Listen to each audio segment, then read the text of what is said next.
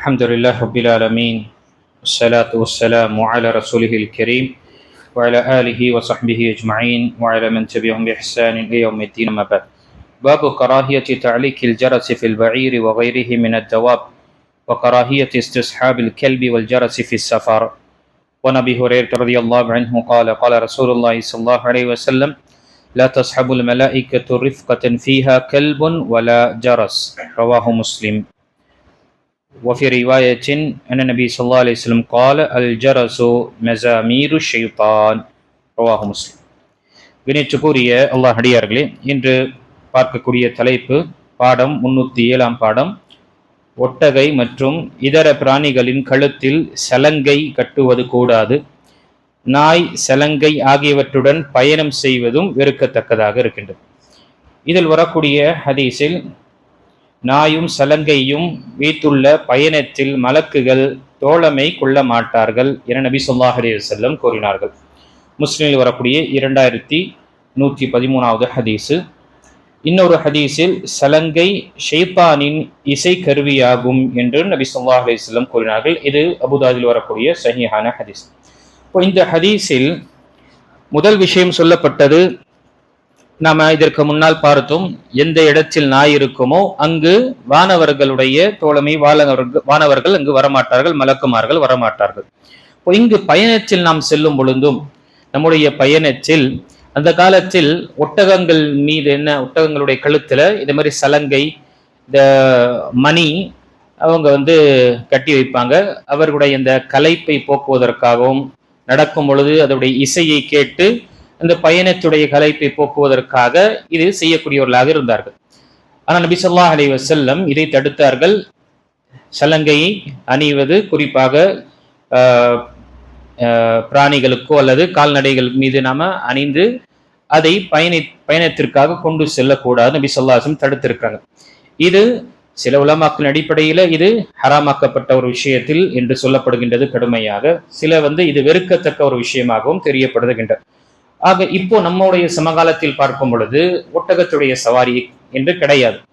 ஆனால் நம்முடைய வாகனங்கள், நம்முடைய வீடுகள், நம்முடைய மொபைல், இப்படி என்று இருக்கக்கூடிய அனைத்திலுமே பாடல்கள் கலந்த மியூசிக் உடைய விஷயங்களை நாம பயன்படுத்துவதும், அதை வைத்துக் கொள்வதும், அதை நாம கேட்கும் அளவுக்கு அதை பயன்பாட்டில் கொண்டு வருவதும் இது தடை செய்யப்பட்டதாக இருக்கின்றது, ஹராமாக இருக்கின்றது. நாம வீட்டில் பார்க்கின்றோம், அல்லாஹ் பாதுகாக்க வேண்டும். நம்முடைய முஸ்லிமுடைய வீடுகளிலே டிவியில் இங்கு பாடல்களை, அதே போல அதற்கு என்று டிஸ்க், சிடிஸ் என்ற பாடல்களை வைத்து செய்கின்றார்கள். மொபைல் போனில் இப்போது இருக்கக்கூடிய பாடல்களை டவுன்லோட் செய்து அதை கேட்கக்கூடியவர்களாக இருக்கின்றார்கள். எந்த பயணத்தில் இந்த சலங்கையோ, இந்த குறிப்பாக பாடல்கள், இந்த மியூசிக் உடைய விஷயங்கள் இருக்கின்றதோ அங்கு வானவர்கள் தோழமை இருக்க மாட்டார்கள் என்றால், எந்த வீட்டில் இது ஏற்படுகின்றதோ அந்த இடத்திலும் வானவர்கள் இருக்க மாட்டார்கள். அதே போல எந்த ஒரு ஹைருடைய விஷயத்தையும் நாம் எதிர்பார்க்க முடியாது. ஏனென்றால் இன்னொரு ஹதீஸ்ல இந்த சலங்கை என்பது இது ஷைத்தானுடைய ஒரு கருவியாக இருக்கின்றது, நபி ஸல்லல்லாஹு அலைஹி வஸல்லம் கூறினார்கள், இசை கருவியாக. இப்போ சலங்கை நமக்கு புரிய அளவுக்கு, சலங்கை என்று சொன்னாலே காலில் கட்டுவதோ அல்லது வாகனங்கள், குறிப்பாக கால்நடைகளுக்குடைய கழுத்துல மாட்டக்கூடிய மணி, அதை போன்ற விஷயங்கள், இதை கொண்டு எல்லா விதமான மியூசிக் உடைய அனைத்து விஷயங்களும் தடை செய்யப்பட்டிருக்கின்றது. மியூசிக் என்ற விஷயங்கள் குறிப்பாக மார்க்கத்தில் ஹராமாக்கப்பட்டிருக்கின்றது. மியூசிக்கை கேட்பதும், அதனுடைய பொருட்களை விற்பதும், வாங்குவதும், அதனுடைய விஷயங்களை படிப்பதும் என்ற அனைத்துமே தடை செய்யப்பட்ட இருக்கு. ஏனென்றால் இது ஷைத்தானுடைய இசை கருவிகளில் ஒன்றாக இருக்கின்றது. மனிதனை அவனுடைய லட்சியத்தில் மறக்கடிக்க செய்கின்றது. குர்ஆனை ஓதுவதும், மார்க்க விஷயங்களுடைய விஷயத்தில் ஈடுபாடு என்ற இது முழுமையாக திசை திருப்புகின்றது. அப்போ இந்த நாள் தான் நபி ஸல்லல்லாஹு அலைஹி வஸல்லம் இங்கு தடை செய்திருக்கின்றார்கள். ஆக நம்முடைய வீடுகள் இதிலிருந்து சுத்தமாக இருக்க வேண்டும். அதே போல நம்முடைய நாம் பயணம் செய்யும் பொழுதும் சரி, நம்முடைய கார்லையும் சரி அல்லது மற்ற இடத்திலும் சரி, இந்த மாதிரி விஷயங்கள் எடுத்து சொல்லும் பொழுது அங்கு வானவர்கள் நம்முடன் தோழமையாக இருக்க மாட்டார்கள். வானவருடைய பாதுகாப்பு என்று இருக்காது. இங்கு வானவருடைய பாதுகாப்பு அல்லது தோழமை இருக்காது என்றால் என்ன அர்த்தம்? கிடையாது. நம்முடன் கிராமன் காத்திபின் எழுதக்கூடிய எழுத்தால் இருக்க மாட்டாங்கிறது கிடையாது. அவர்களுடைய எப்பொழுதுமே அவங்க நம்முடன் தான் இருப்பார்கள். ஆனால் நமக்கு பாதுகாப்புக்காக அல்லாஹு தஆலா ஏற்படுத்தக்கூடிய சில வானவர்கள் பிரத்யேகமாகவே ஸ்பெஷலாகவே அல்லாஹு தஆலா மக்களுக்கு பாதுகாப்பதற்காக ஏற்படுத்தக்கூடிய அந்த வானவர்கள் நம்முடைய தோழமையில் இருக்க மாட்டார்கள், நம்முடன் அங்கு பயணம் மேற்கொள்ள மாட்டார்கள். இதை தடுக்கப்பட்டதாக இருக்கின்றது.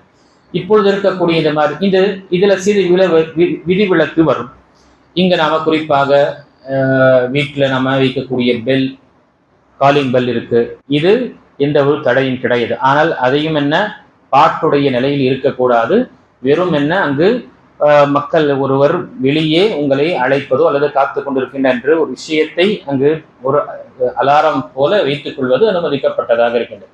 அதே போல மொபைல் போனில் வரக்கூடிய ரிங்டோனும் என்ன, அது வெறும் என்ன நமக்கு நினைவுபடுத்தக்கூடிய அல்லது ஒரு மொபைல் என ஒரு கால் வருகின்றது என்றால் அதை நமக்கு நினைவுபடுத்தக்கூடிய விஷயமாக தான் வைக்க வேண்டுமே தவிர அதில் பாடல்களையோ மியூசிக்கோ அல்லது அப்படிப்பட்ட ஒரு விஷயத்தை வைப்பது உலமாக்கள் நமக்கு ரொம்ப கடுமையாக கண்டித்திருக்கிறாங்க.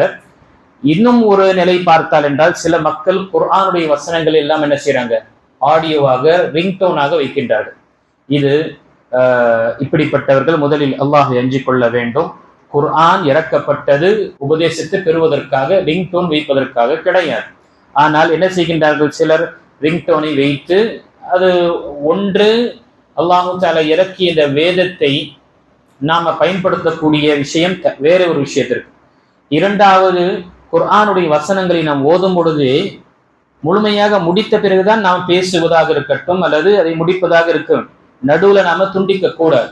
ஒருவர் சலாம் கூறுகின்றார் என்றால் குர்ஆனை நான் ஓதிக்கொண்டிருக்கின்ற வசனத்தை முடிக்கணும், முடித்து விட்டு நாம அப்படி இருக்கும் பொழுது இங்கு ரிங்டோனாக வைக்கக்கூடியவர் போன் வந்த உடனே என்ன செய்கின்றார், அதை கட் பண்ணி அட்டென்ட் பண்றார் அந்த ரிங்டோனை.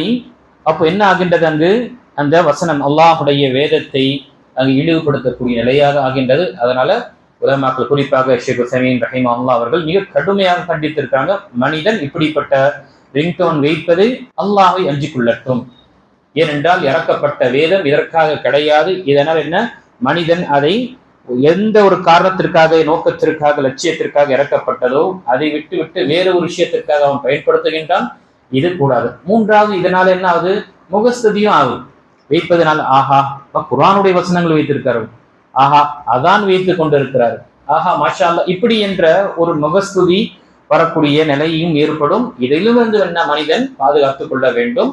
ஆக இது அனைத்துமே என்ன நமக்கு மார்க்கம் தடுத்திருக்கின்றது. இதை நாம நினைவு கொள்ள வேண்டும்.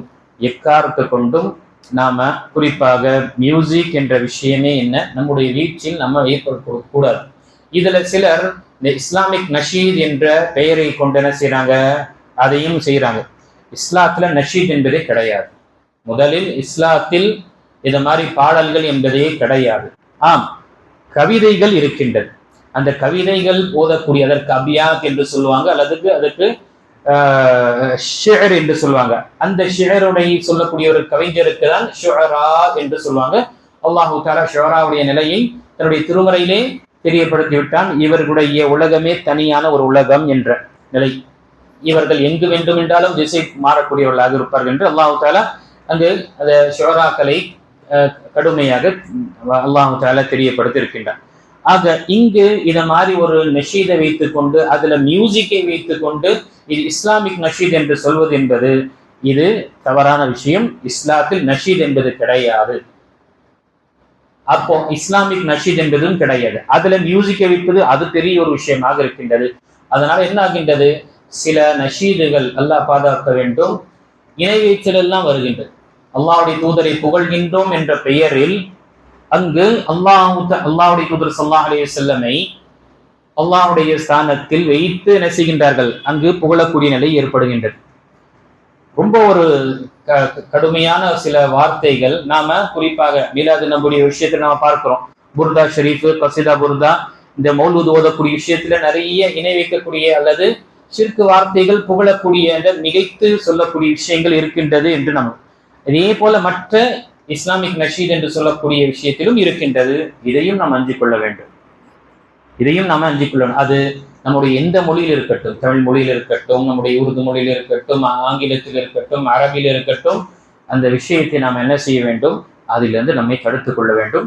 இது நமக்கு இங்கு தெரியப்படுத்தப்பட்டது. ஆக இதை கொண்டு நம்ம பயணம் செய்வதோ அல்லது இதனுடன் நாம பயணம் நம்ம அதை எடுத்துக்கொண்டு செல்வதனால் நம்முடன் அல்லாஹு தாலாவுடைய அந்த வானவர்கள் நம்மை பாதுகாக்கக்கூடியவர்களாகவும் இருக்க மாட்டார்கள். அது மட்டுமல்லாமல் மனிதன் அதிகமாக மியூசிக் கேட்கக்கூடியவருடைய நிலை எப்படி ஆகும் என்றால், குர்ஆனிலிருந்து அவன் நிராசைப்படுத்தப்படுவான்.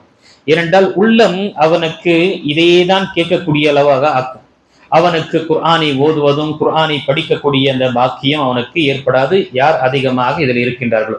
இதில் முழுமையாக மனிதன் இதிலே ஊறியவன் அல்லது இதிலே விழுந்தவன், அவனுடைய மௌத்தும் அதே நிலையில் தான் வரும். எந்த விஷயத்தை அதிகமாக ஈடுபாட்டை ஏற்படுத்தி கொண்டானோ அவனுடைய மௌத்தும் அதே நிலையில்தான். சமீபத்தில் நடந்த சவுதியாவில் நடந்த ஒரு ஆக்சிடென்ட்ல 3 நபர்களுடைய மரணத்தில் அங்கு ஒரு கடைசி கட்டத்தில் இருக்கக்கூடிய ஒரு வாலிபரை ஹாஸ்பிட்டல் எடுத்துட்டு போறாங்க. அந்த மனிதனுக்கு இவ்வளவுதான் முடிவு என்று டாக்டருக்கு தெரிந்த உடனே அவருக்கு கலிமா ஓத வைக்கிறார். கலிமா ஓத வைக்கும் பொழுது அவன் கடைசியாக அந்த கார்ல கேட்டுக்கொண்டிருந்த அந்த பாடலை தான் வளருகின்றான். கடைசியாக அவன் மௌத்துக்கு பிறகு தப்பித்தவர் ஒரு காயமெல்லாம் பெற்று அவர் குணமடைந்தவரிடம் கேட்கும் பொழுது, ஏன் இப்படி நடந்தது, என்ன காரணம் என்றால், நாம இப்படிதான் நம்ம இதுல பயணத்தில் இருக்கும் பொழுது பாட்டை கேட்டு கொண்டு வந்தோம், அதே நிலையில் தான் அவர் முழுமையாக அதில் அந்த மயக்கத்தில் இருந்தான் பாட்டுடைய விஷயத்துல. ஆக அதே நிலையில் அதனாலதான் அவனுக்கு கலிமா சொல்லக்கூடிய நிலை ஏற்படவில்லை. அல்லாஹ் பாதுகாக்க வேண்டும். ஆக இப்படிப்பட்ட ஒரு துரதுஷ்ட ஒரு நிலை அல்லது ஒரு மோசமான நிலையிலிருந்து நம்மை பாதுகாத்துக் கொள்ள வேண்டும். ஆக அல்லாஹுடைய வேதத்தை கொண்டு உள்ளங்கள் நிம்மதியடையும். ஏனென்றால் படைத்த இறைவனுடைய வார்த்தைகள் நம்முடைய உள்ளத்தில் ஏற்பட்ட எந்த ஒரு சிரமமாக இருக்கட்டும், எந்த ஒரு காயமாக இருக்கட்டும், அதற்கு ஒரு அருமருந்தாகவே அமையும்.